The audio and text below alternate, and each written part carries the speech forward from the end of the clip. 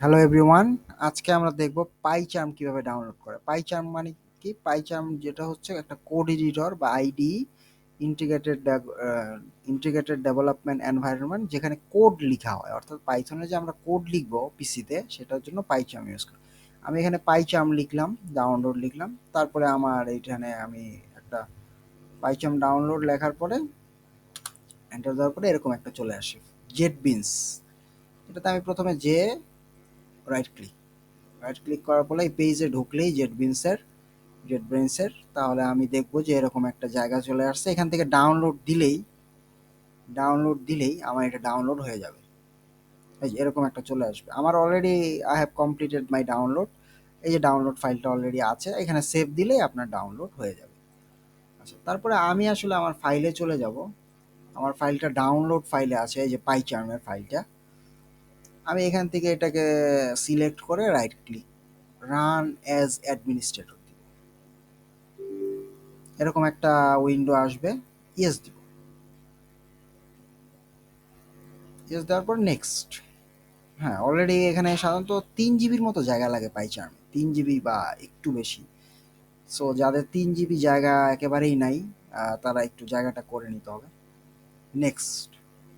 এখানে সবগুলা চেক দিয়ে দিব, 1 2 3 4, চারটা, একটা দুইটা তিনটা চারটা। ইনস্টল। এটা একটু সময় লাগতে পারে। তো পাইথনের প্রোগ্রামিং এর জন্য অনেক ধরনের আইডি বা কোড এডিটর ব্যবহৃত হয়। সাধারণত অনলাইন এডিটর হিসেবে গুগল কোল্যাবের খুব ভালো নাম আছে, এবং গুগল কোল্যাব আমিও ইউজ করি। গুগল কোল্যাবে প্রিমিয়াম ভার্সনও আছে, যেখানে কম্পিউটেশনাল পাওয়ার পাওয়া যায়। এছাড়া মানুষ সাধারণত পাইচার্ম ইউজ করে পিসিতে, খুব বেশি ডেস্কটপে। আরেকটা হচ্ছে যে কোড এডিটর হিসেবে নোটবুক, অর্থাৎ জুপিটার নোটবুক আছে, এটাও খুব পপুলার। তার মানে পাইথনের কোড এডিটর অনেকগুলো আছে, এর মধ্যে পাইচার্মটা সাধারণত আমরা ইউজ করি যে ডেস্কটপে, এবং অনেক ভালো ভালো কোড করার ক্ষেত্রে ইউজ করি। এখন আমার এইটা একটু সময় লাগতে পারে, এটা যতটুকু প্রয়োজন হয় সময় দিতে হবে, 2 1 মিনিট হয়তো লাগবে।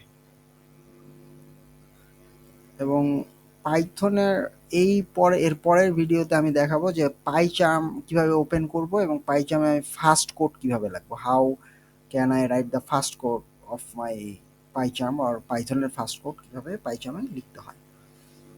এটা মোটামুটি একটু শেষের দিকে, আর একটু সময় লাগবে হয়তো।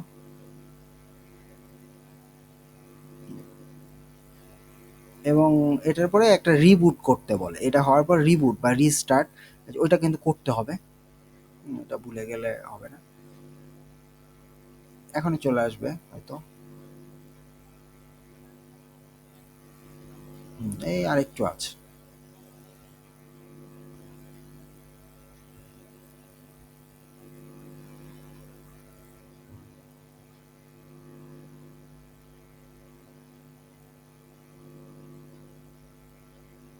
ওকে, এইখানে এই যে আই ওয়ান্ট টু, এই যে এইটা দিতে হবে উপরেরটা, রিবুট নাও দিয়ে ফিনিশ দিলেই পিসি রিস্টার্ট নিবে, তারপরে অন হয়ে যাবে। রিবুট নাও দিয়ে উপরেরটা, তারপরে ফিনিশ দিলে, এই যে ফিনিশ দিলেই পিসি রিস্টার্ট নিবে এবং হয়ে যাবে। এই হচ্ছে পাইচার্ম ইনস্টল দেওয়ার প্রসিডিওর। খুবই সহজ প্রসিডিওর।